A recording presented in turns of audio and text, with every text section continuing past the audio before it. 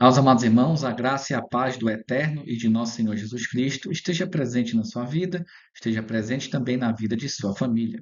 Bom, vamos estudar agora especificamente o capítulo 2 de Efésios, ou da igreja de Éfeso. Vamos ver o que esse capítulo tem a nos ensinar. Versículos de 1 a 3. E vos vivificou, estando vós mortos em ofensas e pecados. Em outro tempo, andastes segundo o curso deste mundo, segundo os príncipes das potestades do ar, do espírito que agora opera nos filhos da desobediência, entre os quais todos nós também antes andávamos, nos desejos da nossa carne, fazendo a vontade da carne e dos pensamentos, e éramos por natureza filhos da ira, como outros também. O que Paulo está dizendo? Que Cristo nos vivificou porque estávamos mortos através dos pecados e das ofensas, dos erros. E em outro tempo, nós andávamos segundo o mundo, com a cobiça da carne, com a cobiça dos olhos, com a cobiça, tudo pensamento todo errado, ações erradas, contrárias à lei de Deus. E seguíamos tudo, crendices, outros deuses, essas coisas. E operava em nós, o filho da desobediência. Existem dois filhos, o de Deus, que é o da obediência, e o do inimigo, ou do mundo, da desobediência. Obediência à Torá. Temos que obedecer. E aqui diz que antes de Cristo nós andávamos fazendo o que nos dava querer, mas agora não. Agora não podemos mais. Versículos 4 a 6. Mas Deus, que é riquíssimo em misericórdia, pelo seu muito amor com que nos amou, estando nós ainda mortos em nossas ofensas, nos vivificou juntamente com Cristo e nos ressuscitou juntamente com ele e nos fez assentar nos lugares celestiais em Cristo Jesus. Então, essa ideia de que Cristo nos ressuscitou é a figuração do batismo. O batismo representa a morte da sua carne, a morte do seu antigo eu. Quando você sai da água, você ressuscita em Cristo. Por isso que é necessário batizar, para aqueles que conseguem. Né? Alguns não conseguem, tal, por estar em situações atípicas. Mas nesse caso tem como se batizar. E quando se batiza, somos novas criaturas, não seguindo mais a carne, não seguindo mais o pecado, mas em obediência à Torá. Tá bom? Então você percebe que está interligado. 7 a 9. Para mostrar nos séculos vindouros as abundantes riquezas da sua graça, pela sua benignidade para conosco em Cristo Jesus. Porque pela graça sois salvos por meio da fé. Isso não vem de vós, é dom de Deus. Então a salvação não é adquirida, comprada. Não é, você não pode comprar a graça, você não pode enganar Deus. A graça, nós somos salvos e Deus nos dá a graça. É um dom de Deus. E o versículo 9: não vem das obras para que ninguém se glorie. Você obedecendo a Deus, eu sou salvo porque eu faço isso. Irmão, com certeza você já nem é. Que você está falando uma coisa contrária à Bíblia. Por isso que eu sempre falei para vocês, eu sou salvo, por isso eu obedeço. O mérito primeiro é de Cristo, não é meu. Cristo me dá o seu espírito e eu sou filho da obediência. É isso que é explicado. Versículo 10 a 12. Porque somos feitura sua, criados em Cristo Jesus para as boas obras, as quais Deus preparou para que andássemos nela. Que obras é ela? A Torá. É a Torá. Nós temos que andar segundo a regra, segundo a lei válida.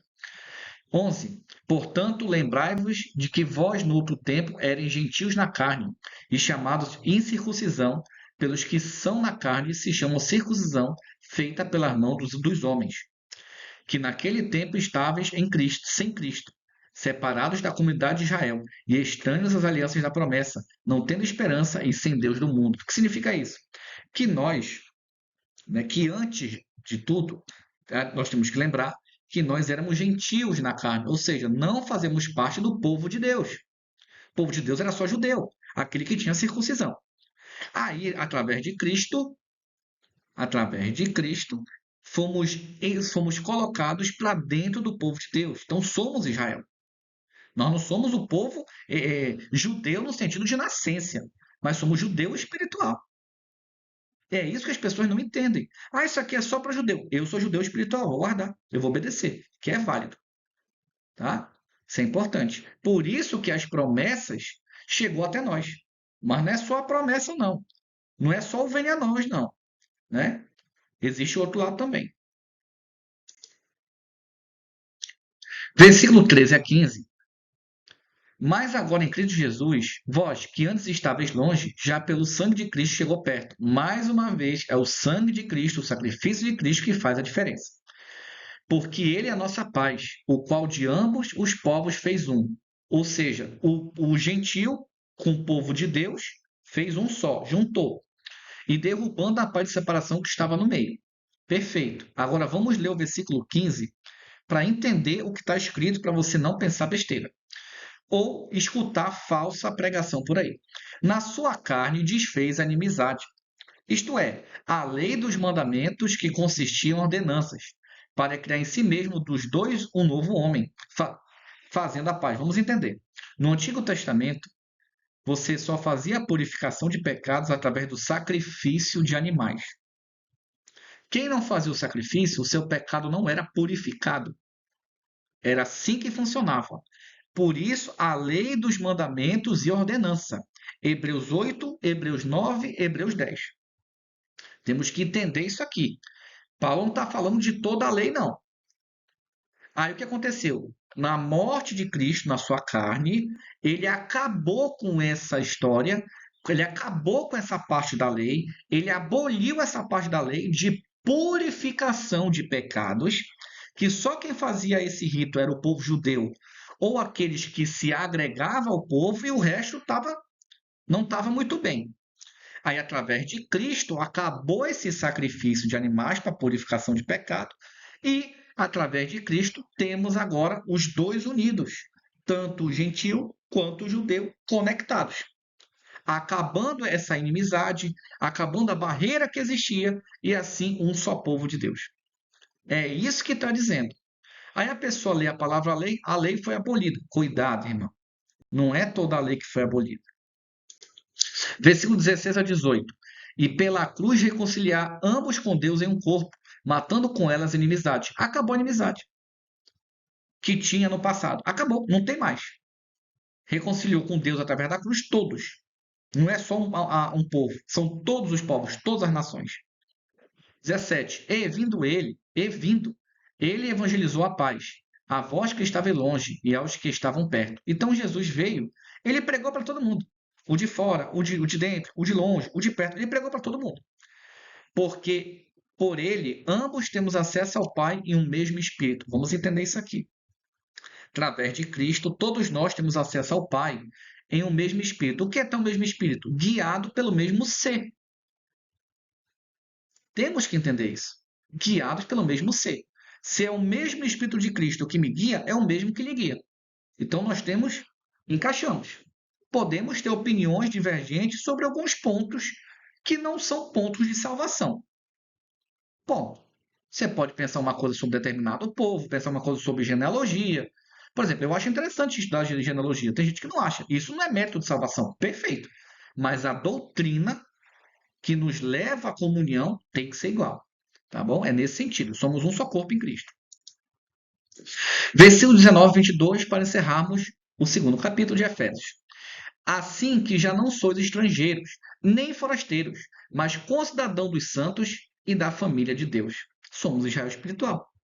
Edificados sobre o fundamento dos apóstolos e dos profetas, de que Jesus Cristo é a principal pedra de esquina. Vamos entender isso aqui. Eu só sou família de Deus se eu estou edificado em apóstolo e profeta. Apóstolo e profeta. Os dois, toda a Bíblia. Tudo que o profeta ensinou, tudo que os apóstolos ensinaram, eu tenho que estar edificado. E o principal de tudo é Jesus Cristo. Por que chama pedra de esquina? Porque o povo judeu rejeitou Jesus.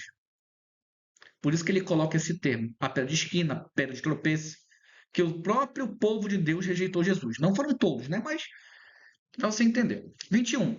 No qual todo edifício bem ajustado cresce para templo santo do Senhor.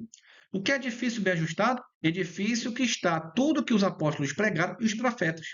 Ainda vem gente falar que o Antigo Testamento é abolido. Paulo, movido pelo Espírito Santo, dizendo: guarde o que os profetas ensinaram. É impressionante, né? 22. No qual também vós juntamente sois edificados para a morada de Deus em espírito.